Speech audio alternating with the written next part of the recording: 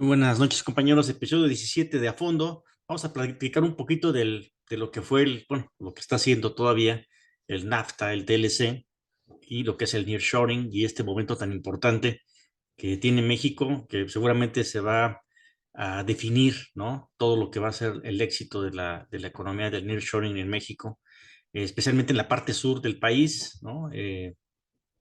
Por la cuestión del corredor transísmico. Y bueno, pues vamos a comenzar, ¿no? Hace algunos años hice una presentación respecto de lo que fue el TEMEC durante una medición durante ciertos años, desde el 94 hasta por el 2016, ¿no?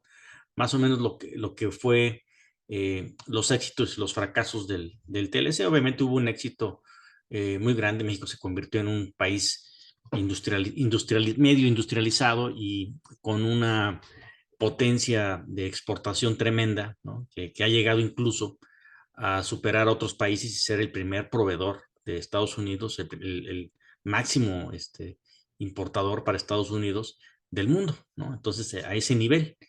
Me gustaría compartirles un poquito de, ese, de esa presentación. Mira, aquí la tenemos. Vamos a ver, aquí está. Miren, voy a regresar acá tantito. Como una de las partes pues más drásticas, ¿no? De lo que son las mediciones. El Tratado de Libre Comercio, como ustedes recordarán, se firmó por ahí de 1900, no, bueno, no, empezó su vigencia por ahí de 1994. Había una tasa de regulaciones. Yo me acuerdo que en esa época estaba en la maestría en fiscal y estábamos viendo precisamente los aranceles, ¿no? De cómo se estaban desregularizando, digamos, los impuestos a la importación y a la exportación entre los tres países firmantes. Entonces, ese fue un exitazo, ¿no? Una parte, ¿no? Nada más que ese éxito se quedó evidentemente solamente en un grupo de gente del país, ¿no? Y junto con muchos extranjeros, ¿no? No hubo un beneficio como tal a la población en general. Eso lo vemos, por ejemplo, en esta tabla que habla de lo que son los salarios promedio en los tres países, ¿no? Eh, Como ustedes pueden imaginar, pues el de hasta abajo, pues es el de México, ¿no? En esas épocas estamos hablando de un salario anual, hablábamos de 15 mil dólares, ¿no? En aquellas épocas, eh, y iba subiendo, subiendo, subiendo, hasta llegar a los 45,000, inclusive en Estados Unidos en el 2016, pues el salario promedio, estábamos hablando de cerca de 55,000, arriba de 55,000, casi 60,000 dólares, ¿no? Y en el caso de Canadá, pues por ahí muy cerca de los 45,000. Y México, pues en lugar de ir subiendo, que comenzó, como ustedes vemos, en el 94 en 15,000, pues acabó bajando como a 13,000, ¿no? Ese es la cruda verdad de lo que fue el TLC o lo que ha sido el TLC para los trabajadores mexicanos. Obviamente, ya en los últimos años, ya cuando se hizo la renegociación en 2018 del NAFTA, del Tratado de Libre Comercio, ya vinieron con otras reglas, ¿no? En este caso, por ejemplo, también el aumento de los salarios, por lo menos, o la regulación de los salarios en lo que es en materia automotriz, ¿no? Que es la parte más importante para nuestro país del NAFTA o del TLC. Miren, por ejemplo, ¿qué es lo que más se exporta, ¿no? Eh, a Estados Unidos, pues es la industria automotriz, autopartes y vehículos. Y aquí vemos obviamente también lo que es el salario, ¿no? El salario de un mexicano en el 2016 era 9 veces menor al de un trabajador de Estados Unidos. Miren, aquí estamos en la tabla hasta el México, ¿no? En autopartes y parte automotriz, como el salario mexicano está mucho más abajo que todos, ¿no? Ese ha sido el problema de México.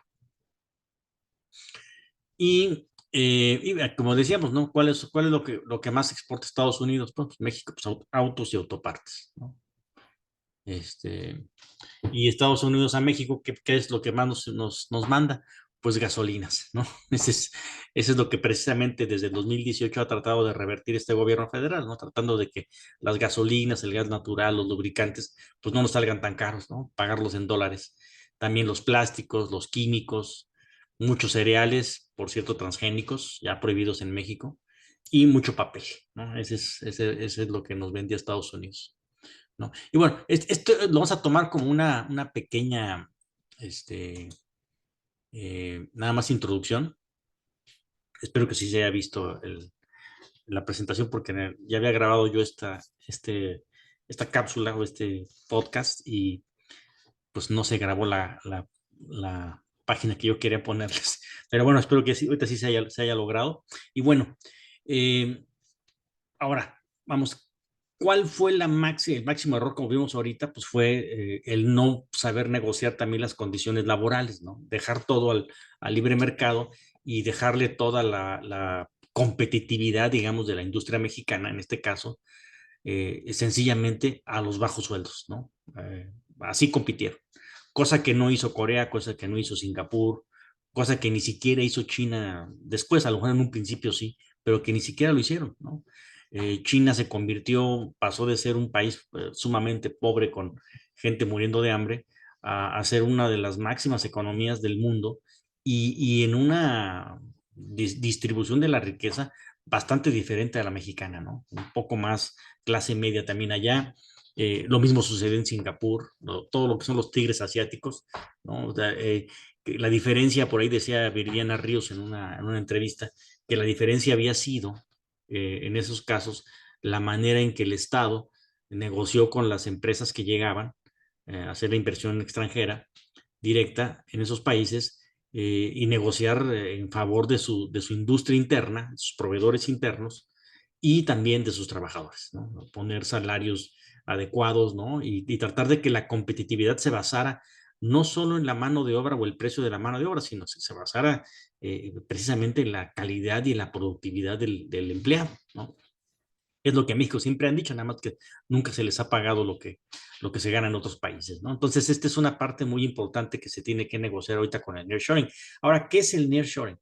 El nearshoring no es otra cosa más que la reubicación de todas esas manufacturas, mercancías que se fabrican en un lugar y que en una época o en eso, todavía en la actualidad, muchas de esas mercancías se requieren para una cadena, un proceso productivo, una cadena de suministros para la llegada a la fabricación final de algún artículo, ¿no?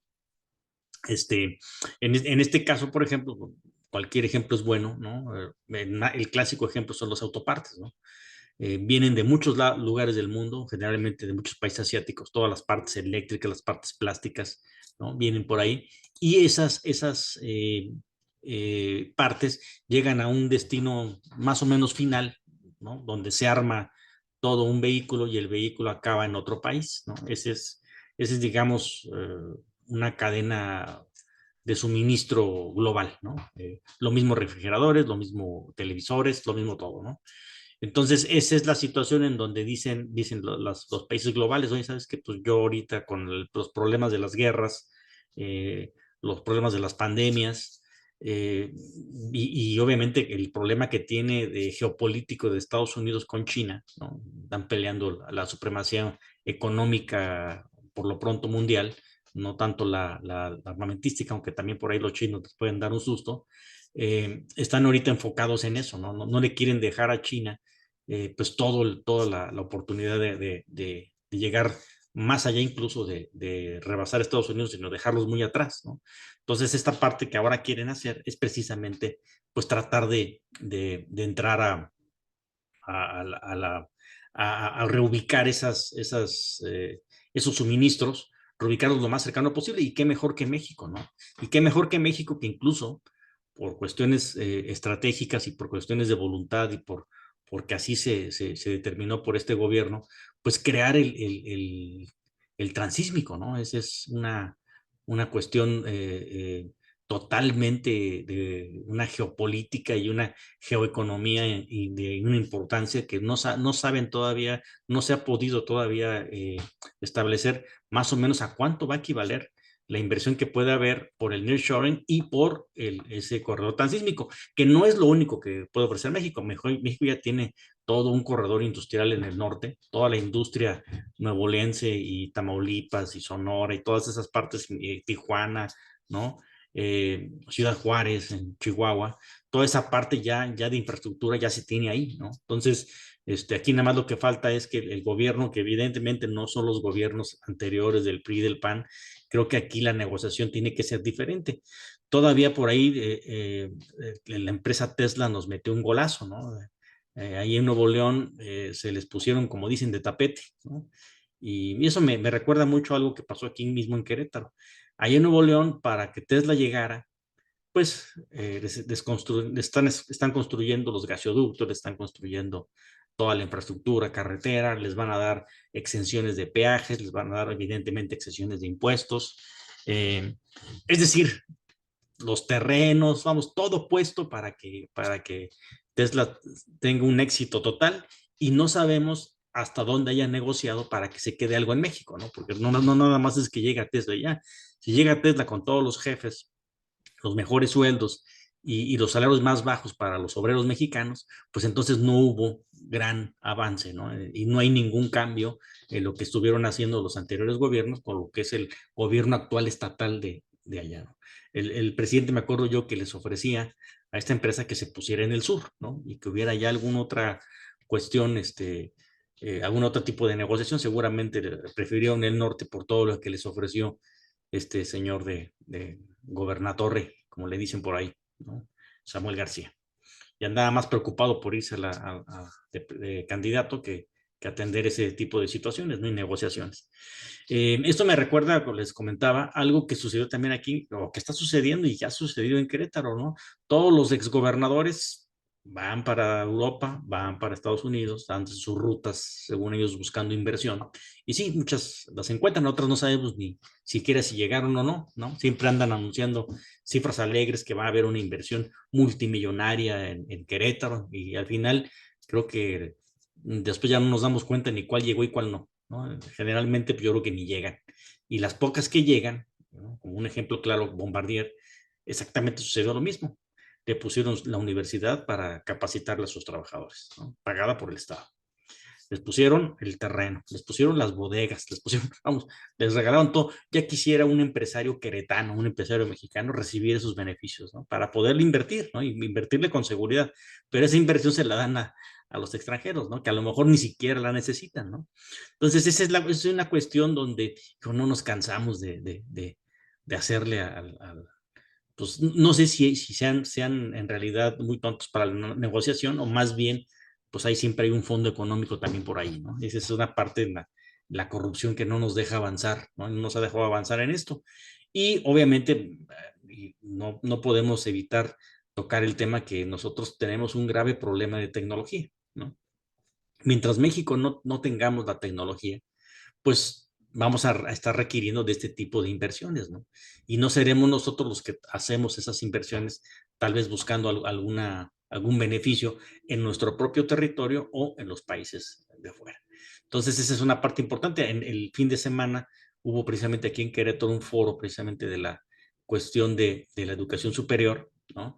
De cara, digamos, al proyecto que trae la doctora Claudia Sheinbaum, que es precisamente referente a la cuestión de la ciencia y la tecnología, que ahí es donde entran o deben entrar estos proyectos, ¿no? De la triple hélice, la cuádruple hélice. Si no están familiarizados con los términos, la triple hélice es cuando participa, digamos, de empresa privada, participa el gobierno, ¿no?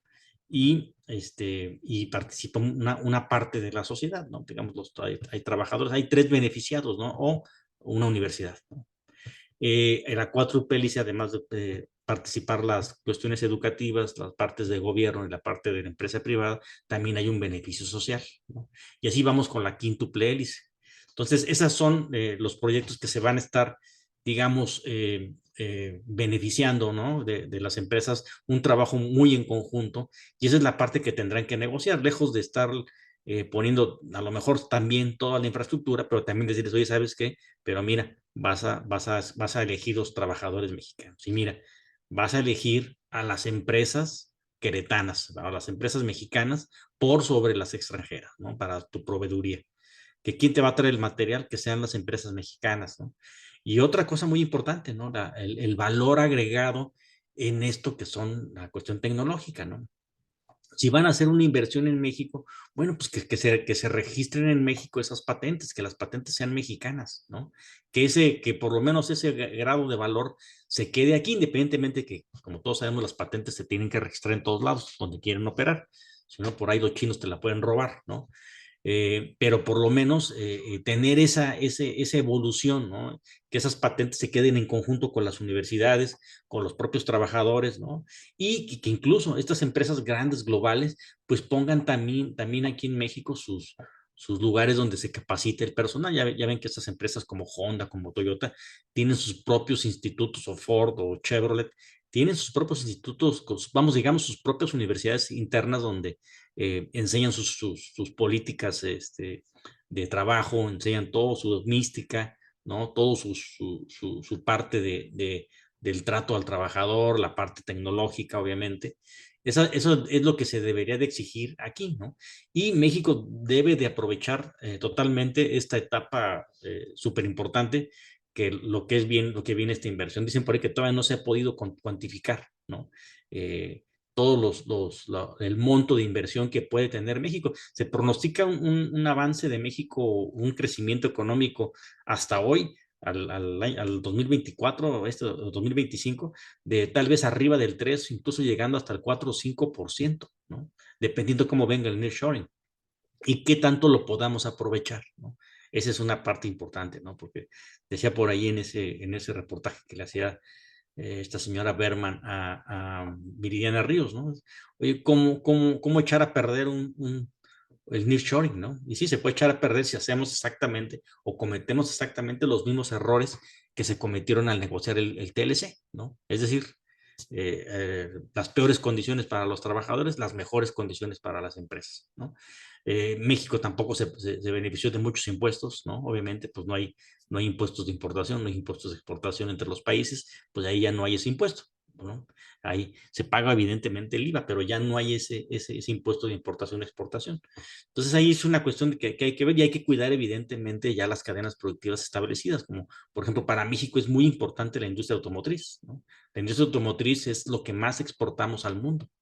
La industria electrodoméstica también, evidentemente, ¿no? Lo que son televisores, refrigeradores, todo este tipo de instrumentos, pues nos están sirviendo mucho. Y insistimos, ¿no? Se tiene que desarrollar tecnología, ¿no? El CONACYT tiene que funcionar porque no ha funcionado. La realidad es que todo lo que se ha invertido, hay muy pocas patentes. México es de los países que menos patentes tienen. El otro día estaba viendo un análisis más o menos de cuántas patentes había por año en México. Y estamos hablando de patentes como tal, importantes, 20 patentes, ¿no? Patentes que es lo que es una invención, ¿no? Ya si le contamos los modelos de utilidad o otras cuestiones o planos que no son exactamente una invención, digamos, original, ¿no? Estamos hablando de 11, ¿no? O 20 máximo al año. Entonces estamos muy bajos en eso y mientras México no tenga eso, bueno, pues estaremos dependiendo de estos momentos eh, pues semifortuitos, ¿no? Porque esto del nearshoring llega por una cuestión totalmente geopolítica, ¿no? Y esperemos que este nuevo proyecto de nación, ya estamos esperando a ver cómo viene ojalá y venga el proyecto de gobierno, el Plan Nacional de Desarrollo del gobierno entrante, venga incluido toda esa parte que se está manejando ya ahorita en los foros de ciencia y academia de la doctora Claudia Sheinbaum. Y bueno, es todo por hoy de esta podcast cápsula y espero les haya gustado y nos vemos a la siguiente, el siguiente capítulo que será el 18. Hasta luego.